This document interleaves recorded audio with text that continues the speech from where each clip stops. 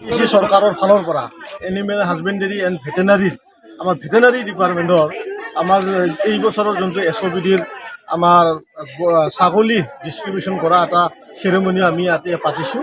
মানে সেইটো আমাৰ সমগ্ৰ আমাৰ 5টা ডিষ্ট্ৰিক্টত আমি 1000 সেল্ফ হেল্প গ্ৰুপক এইবাৰ আমি ছাগলী ডিষ্ট্ৰিবিউশ্যন কৰাৰ আমি এটা পদক্ষেপ লোৱা হৈছে আৰু সেইটোৱে আজি প্ৰথমবাৰৰ কাৰণে আমাৰ বাক্সাৰ সদৰ আমাৰ মচলপুৰত আমি সেই চেৰেমনিটো পাতিছোঁ।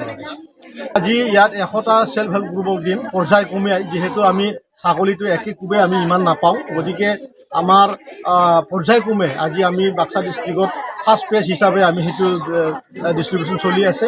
নেক্সটটো চিৰাং ডিষ্ট্ৰিক্টত হ'ব। ঠিক তেনেকৈ প্ৰত্যেকটা ডিষ্ট্ৰিক্টত সময় মিলাই বাৰ মিলাই আমি এই কাৰ্যসূচী কৰিম।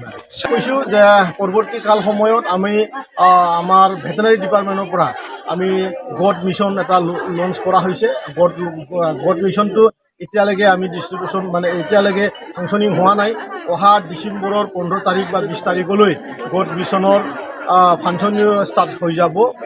অলৰেডি তাত অলপ মডিফিকেশ্যন কৰা হৈছে, কিছুমান নতুনত্ব জাতৰ আমাৰ ছাগলী তাত মানে ডিষ্ট্ৰিবিউশ্যন কৰা হ'ব।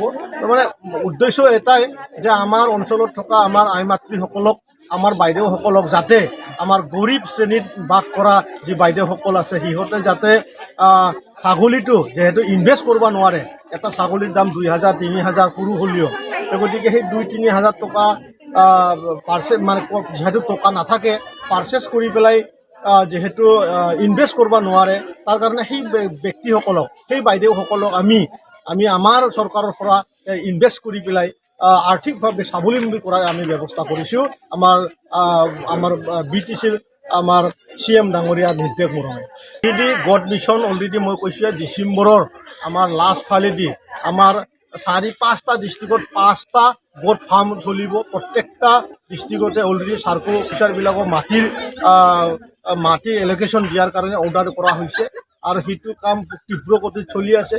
আমি ভাবোঁ সকলো কাম ডিচেম্বৰৰ পৰা ষ্টাৰ্ট হ'ব। প্ৰত্যেকটা অকল কুমৰিকাটা বুলি নহয়, চিৰাং, কোকৰাঝাৰ, ওদালগুৰি আৰু বাক্সা, তামোলপুৰ, সেই 5টা ডিষ্ট্ৰিক্টতে গড ফাৰ্ম চলিব। এটা গড ফাৰ্মৰ আমাৰ পষ্টিং আছে 3 crore 15 lakhs কৰি। ধন্যবাদ।